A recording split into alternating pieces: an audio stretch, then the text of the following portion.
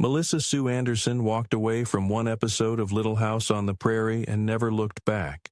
Not because it was poorly made or badly received, but because watching it again would mean reliving something she's spent decades trying to move past. The episode aired in 1974 as the season 4 finale, and while millions of viewers remember it as one of television's most powerful moments, Anderson remembers it as the hardest work she's ever done.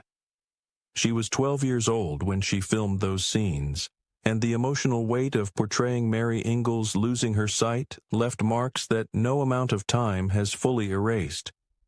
What happened during those few days of production, and why does this celebrated actress still refuse to revisit her own performance after all these years? Berkeley gave Melissa Sue Anderson her start on September 26, 1962, when she arrived as the younger daughter of James and Marian Anderson. Her sister Maureen was 12 years older, which meant growing up felt less like having a sibling and more like having a third parent watching over her.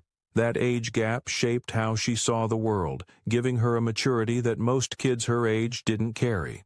When the family packed up and moved to Los Angeles 7 years later, entertainment industry opportunities suddenly sat right at their doorstep, and her parents knew the timing was perfect for developing whatever talent their daughter might have hidden inside. Before fame found her, cameras already felt comfortable. Anderson appeared in commercials for companies like Mattel and Sears, and adults noticed something about the way she performed that seemed effortless and genuine. A dance teacher pulled her parents aside one day and suggested they find professional representation, and once an agent came into the picture, television roles started landing quickly. The Brady Bunch cast her as Millie, the girl who planted a kiss on Bobby Brady, and that same year she showed up in the crime drama Shaft, proving she could handle material that asked for emotional depth beyond her years. Everything changed when casting directors chose her to play Mary Ingalls on Little House on the Prairie at 11 years old. The show brought Laura Ingalls Wilder's pioneer stories to American living rooms and became the kind of cultural phenomenon that defined an era of television programming. Anderson's version of Mary came across as gentle and intelligent, with an emotional honesty that made viewers feel like they knew her personally. 8 years she spent in that role, leaving after season 7 but returning for several appearances in the 8th season, and her performance became the emotional center that held the entire series together. Working alongside Michael Landon meant learning from someone who controlled every creative aspect of the production, while also starring as Charles Ingalls.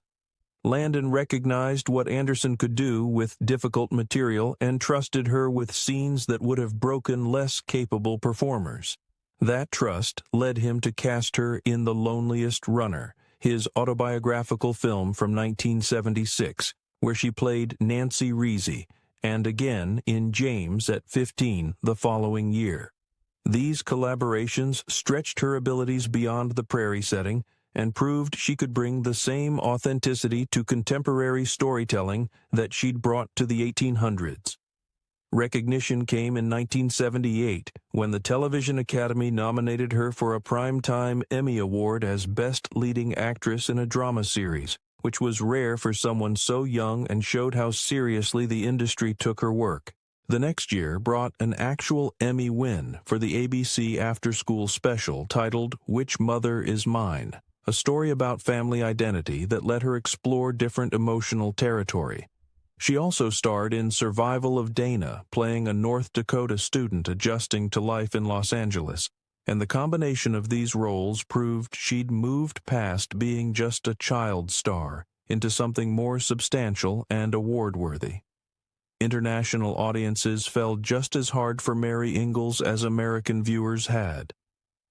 Spain handed her the prestigious Tp de Oro Award in 1980 for Best Foreign Actress, which represented major recognition outside the United States and showed how deeply people across different cultures connected with her character. She even visited Spain in 1979 and appeared on the popular program 625 Linnaeus, where the reception she received confirmed that Mary Ingalls had become a symbol of strength and innocence for fans around the globe. The 1980s saw Anderson pushing into different genres and breaking away from the wholesome image that Mary had created. Horror films like Happy Birthday to Me earned her a Young Artist Award nomination and showed audiences a completely different side of her range. Television series including The Equalizer, Alfred Hitchcock Presents, Chips, and Murder, She Wrote kept her working steadily in varied roles that demanded different skills. She even moved behind the camera to work as an associate producer on Michael Landon's Where Pigeons Go to Die in 1990, which revealed a growing interest in the storytelling process from the other side of production. But one piece of work stands apart from everything else in her career, and it's the one she's never been able to watch again. I'll Be Waving As You Drive Away hit screens as the season 4 finale in 1974, and the episode depicted Mary's devastating loss of sight in scenes that viewers still talk about as some of the most emotionally powerful moments in television history. For Anderson, though, filming those scenes meant stepping into a kind of pain and fear she wasn't prepared to carry, and at just 12 years old she found herself portraying vulnerability and grief that went far beyond what most adults ever have to access. The cameras eventually stopped rolling, but the emotional intensity of those days never really left her. Anderson has talked openly about how completely she connected to Mary's trauma during production, describing the experience as something that went beyond acting into territory where she couldn't separate herself from the character anymore. Imagining permanent blindness overwhelmed her, and the thought stuck in ways that made the work feel less like performance and more like something she'd actually lived through. Even now, decades later, the memories from those filming days can trigger discomfort, which is why she set a firm boundary about never watching the episode again. This isn't about disliking the work or thinking it came out poorly, but rather about protecting her own emotional well-being from material that cost her too much the first time around. Michael Landon's directing style made everything more intense. Known for pushing actors until they delivered the most authentic performances possible, Landon often required multiple takes of emotionally difficult scenes, which meant Anderson had to relive Mary's trauma over and over until he was satisfied. While he supported her throughout and praised what she brought to the role, his perfectionism turned the filming process into something exhausting in ways she hadn't experienced before.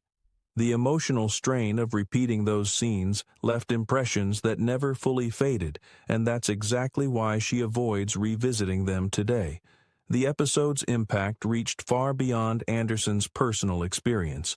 Audiences wrote to her for years afterward, sharing their own stories about visual impairment and thanking her for helping them understand the emotional realities of disability and loss. She remains proud of what the work accomplished and the conversations it started, but for her personally, the episode represents a chapter that's better left closed. Her decision highlights how much child actors can sacrifice when taking on intense material and shows the lasting effects that powerful roles can have on young performers. It also demonstrates her strength in setting boundaries and prioritizing mental health over nostalgia or professional obligation. Melissa Sue Anderson's journey from Berkeley to television icon reflects both extraordinary talent and deep emotional sensitivity that she carried through every role she played. Her refusal to rewatch I'll Be Waving As You Drive Away isn't a rejection of her accomplishments, but a personal choice rooted in self-care and emotional protection that she's earned the right to make. The legacy she built remains powerful, reminding audiences that behind every iconic performance sits a real person who carries the memory of those moments long after the cameras stop. Through dedication to her craft and courage in setting boundaries, Anderson continues inspiring generations of viewers and performers who recognize that protecting yourself matters just as much as the work you create.